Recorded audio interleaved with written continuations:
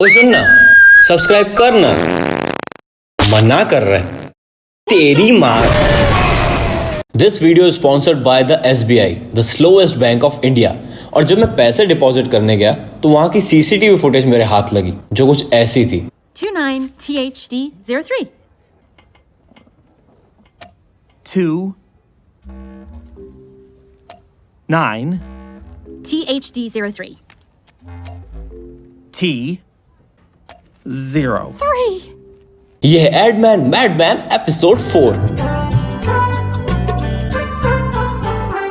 और इस बार की मूवी है यादें। जब पूरी दुनिया मिर्जापुर देख रही थी, मैं अकेला ऋतिक रोशन का तीसरा अंगूठा पकड़ के टाइम ट्रेवल करके यादें मूवी देख रहा था, जिसका सिर्फ टाइटल ट्रैक तुमको याद होगा। याद आती है। क्योंकि सुभाष घाई ने स्टोरी ऐसे इग्नोर की है जैसे आजकल हम लोग घर से बाहर निकलने से पहले मास्क को इग्नोर करते हैं। और अगर तुम सारे मिलेनियल्स को ये गाना बहुत मिडिल क्लास लग रहा हो, तो अंग्रेजी माध्यम की टीचर से लिखा हुआ ये गाना पेश है। Memories bring back you. नहीं ना इस मूवी के बिगनिंग में जैकी श्रॉफ यानी राज की वाइफ गोरे काले के शूटआउट में शहीद हो जाती है और उसका दी एंड हो जाता है। पर जस्ट मरने से पहले शॉपिंग करते करते उसकी वाइफ उसको जीवन भर का ज्ञान दे देती है, वो भी संस्कृत में। बट हमें तो पता है कि जैकी बाई के तो हिंदी के भी लगे हुए, माँ की आंख यार, हिंदी के तो लगे हुए हैं जो। तो संस्कृत क्या समझेंगे। और वैसे भी इतना क्या नाटक कर रहे हो बे, नीचे इंग्लिश में लिखा तो है। तो उसकी वाइफ जो लंदन यूनिवर्सिटी में संस्कृत की प्रोफेसर है, वो उसे संस्कृत का पूरा हिंदी करके बताती है। बच्चे जब 5 साल के होते हैं ना तो उनको पोलियो केंद्र, पोलियो डोज मावशी जी करना चाहिए, और जब 16 साल के हो जाते हैं ना तो माँ की आंख करनी चाहिए।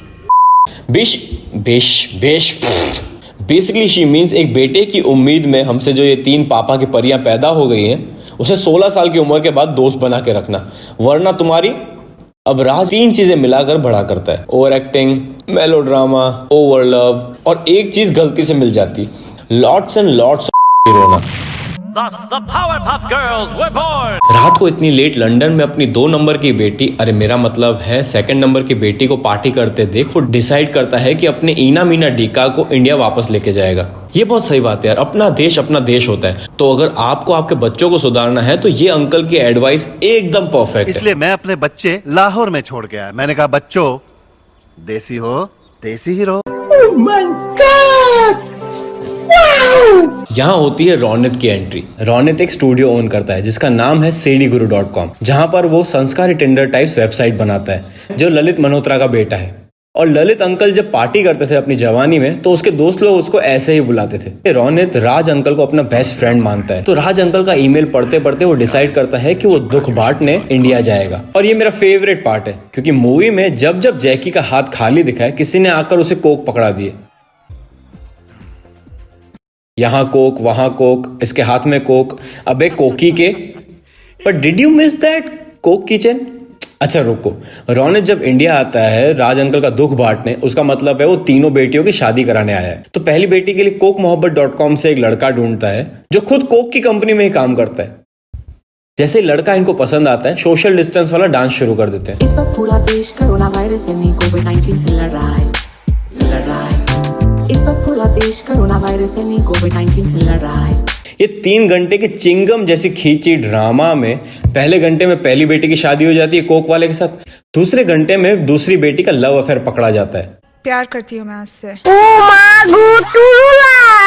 और उसकी शादी उसके टुरू लव के साथ हो जाती है। और तीसरे घंटे में ये 2 नंबर की बेटी डिवोर्स चाहिए करके वापस घर पे आ जाती है। मुझे डिवोर्स चाहिए बस। इस मूवी में वैसे तो बहुत सारे गाने हैं, पर एक गाना मेरी मम्मी हर बार गाती है जब भी मैं उनसे एक्स्ट्रा पैसे मांगता हूँ। जब 2 बेटियों की शादी हो जाती है तो राज तीसरी वाली को भूल जाता है। तो इसी का फायदा उठा के करीना कपूर यानी ईशा मलेशिया चली जाती है साइकिल कंपटीशन में। उसके पीछे पीछे रौनित भी चला जाता है अपनी sedguru.com की सेना को लेके, जहां उसे मिलती है कोई पुरानी ओवर एक्साइटेड फेक एक्सेंट वाली फ्रेंड। और अगर बहुत टाइम बाद हम किसी फ्रेंड से मिलते हैं तो सबसे पहले हम लोग क्या करते हैं? पास खाओगे? एग्जैक्टली, कान के नीचे दो इनको दो। कोक की कहानी जैसे ही खत्म होती है ना, तो पास पास की एंट्री होती है जिसे पूरी फैमिली खाती है। यार ये सिगरेट पीने के बाद काम आती है, रोटी के साथ रोल करने वाली चीज नहीं है ये। मलेशिया में साइकिल कंपटीशन ईशा जीत जाती है और उसी का सेलिब्रेशन करने अपने दोस्तों के साथ एक आइलैंड पे जाती है, जहां पर अचानक से सामने आ जाता है मगरमच्छ। अरे मुंह खोल रहा है, डालना इसके अंदर भी पास पास, डालो इसके अंदर भी पास पास। But Isha knows how to save her life, तो अपनी शर्ट उतारकर मगरमच्छ पे फेंक देती है। ये एक्शन देखकर मगरमच्छ की भी फट जाती है। साला वो भी सोचता होगा यार ऐसा मेरे साथ करोगे तो मैं नहीं खेलूंगा, तो वो वापस चला जाता है। तब तक पीछे पीछे बचाने रौनित आ जाता है और बोट खराब होने के कारण वो बोट को ऐसे तैरते हुए लेके जाता है। रौनित को पहले से ही प्यार मोहब्बत.com था ईशा से। अब ईशा की जान बचाई है तो ईशा को भी कुछ कुछ फीलिंग्स आने लगती है। और जब लड़की हाँ बोल देती है तुम्हारे प्रपोजल को, तो तुम्हारे अंदर के सारे सोए स्पर्म ऐसे नहीं जाग जाते।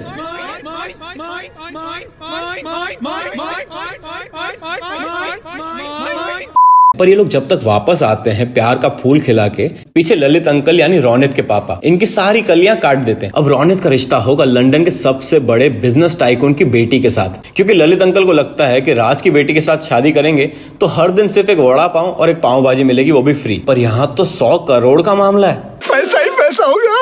ये माता 21 रिश्ते रिजेक्ट कर चुकी है और रौनित को पहली ही मीटिंग में दिल दे चुकी है। लड़की वालों से बात करता है राज, क्योंकि राज को याद ही नहीं है कि उसकी तीसरी बेटी है, और उसको तो बिल्कुल भी नहीं पता है कि उसकी तीसरी बेटी रौनित से प्यार करती है। ब्लडी करता हूं मैं, ये सब चीजें नोटिस नहीं करता मैं। पर रौनित नहीं मानता है। वो कहता है कि मैं शादी करूंगा तो ये वड़ा पाव वाले की बेटी के साथ ही करूंगा और किसी के साथ नहीं करूंगा। तो एंगेजमेंट के दिन वो ऑडियंस पोल से पूरी दुनिया को बता देता है कि ये सिर्फ बिजनेस मर्जर हो रहा है और इस पूरी चीज का बलि का बकरा बन रहा हूं मैं। पूरी ऑडियंस भी इसका साथ दे देती है और सरेआम माइक पे कह देता है कि मुझे ये बॉयकट वाली से शादी नहीं करनी, वो मुझे वो वड़ा पाव वाली लड़की के साथ करनी है। तो ये बॉयकट वाली ईशा को स्टेज पे बुलाती है, पर वो वहां से गायब। सब एक दूसरे में बात कर रहे हैं, कहाँ गई कहाँ गई कहाँ गई।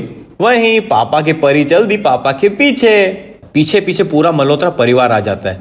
तो वो कहते हैं अब मर्जर तो हो नहीं सकता, स्टेक होल्डर के सामने इज्जत नहीं गंवानी है, तो हम लोग इन दोनों की शादी करा देते हैं। और खुशी खुशी उनकी शादी हो जाती है। वीडियो के शुरू होते ही मैंने तुमको झूठ बोला था कि राज की वाइफ मर गई है। वो हर साल अपने जन्मदिन पे ये झूले पे झूलने आती है। अरे मजाक करो, सब छोड़ो यार, कोक पियो, जलसा करो। कोक अंदर जाती है और बातें निकल आती है। अगर ये एपिसोड में आपको मजा आया तो अपने शिटी दोस्तों के साथ अभी शेयर करो।